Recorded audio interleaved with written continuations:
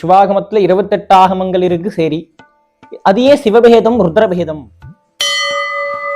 இந்த சிவபேதம் அப்படின்ற ஆகமம் பார்த்தீங்கன்னா சிவர் அப்படின்னு சொல்லப்படுகின்ற அன்பர்களுக்கு முதல்ல உபதேசிக்கப்பட்டதாம். அப்புறம் இந்த ருத்ரவேதம் பார்த்தோம்னா ருத்ர கணத்தினர்களுக்கு உபதேசிக்கப்பட்டதாம். இந்த சிவபேதத்தை முதல்ல 10 ரிஷிகள் கத்துக்கிறா. இவா என்ன பண்றா, தங்கள் ஒவ்வொருவருக்கும் 2 சீடர்கள் அப்படின்னு எடுத்துட்டு அவளுக்கு உபதேசம் பண்றா. ஆக மொத்தம் சிவபேதத்தை படிச்சவா 30 பேர் அப்படின்ற கணக்குக்கு வரா.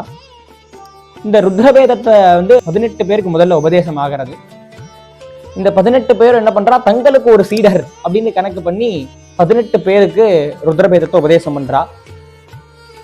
ஆக 10 20 30, 18 18 36, மொத்தம் 66 பேர் இந்த சிவாகமத்தை முதல்ல கத்துன்னு இருக்கா.